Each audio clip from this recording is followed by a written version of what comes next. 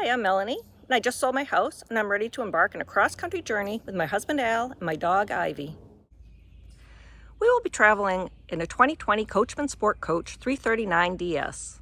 Last summer, we took a trip down the East Coast, and during that trip, we discovered some updates that would help us on our cross-country journey. During our trip down the East Coast, we discovered that the camper had quite a bit of bounce and roll. To combat this, Al first looked at tire pressure.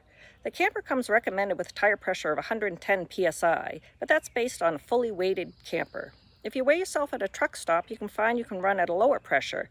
We're presently running at about 90 psi, which gives a much smoother ride. Al also updated the shocks to Koni shocks, and finally added safety steer, which takes the play out of the steering wheel. If you're hit by a gust of wind or a passing tractor trailer, it's much easier to control the steering. During our trip, we had a loud clunking and creaking over the rear wheel well. We thought it was a body mount, but finally discovered we had a broken weld. Al has screwed it into place, and hopefully that will take care of that issue. Here's a picture of the tire sensor.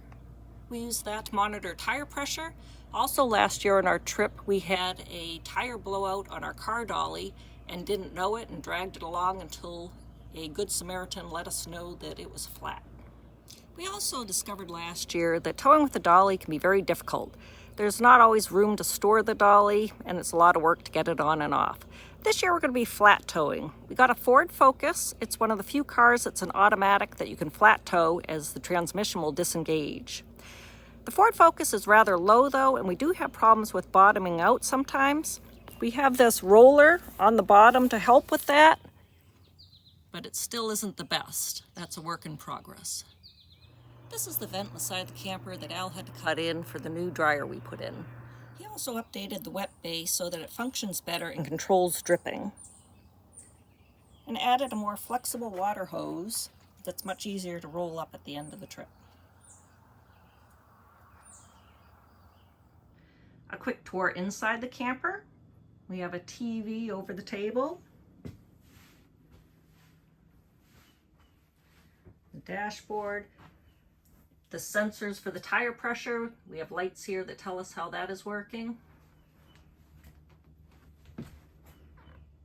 Theater seating. The recliners aren't super comfortable, but they're not bad. I really like the farm sink. We have the separate shower with the pocket doors, the bathroom on the other side.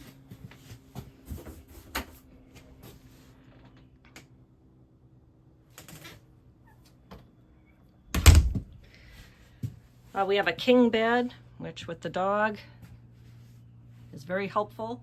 Our mattress was getting very uncomfortable, and we upgraded to the Dynasty 10-inch purchased on Amazon. It's a pretty good mattress. It was a little firm, so we added a topper, and we probably should have gone with the 8-inch because it's a little high.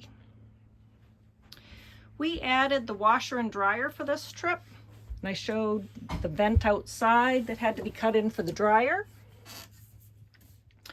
This camper was supposed to be prepped for a washer and dryer, but the shelf at the top that it came with was too small to get the splendid washer and dryer in that were recommended. So Al had to take that out, and he took all the paneling out of the back because it had so many staples in it and replaced it. And now we have a nice washer and dryer. So this is the end of this post. I'll let you know about our first stop and how it goes. Until then, I'll see you later.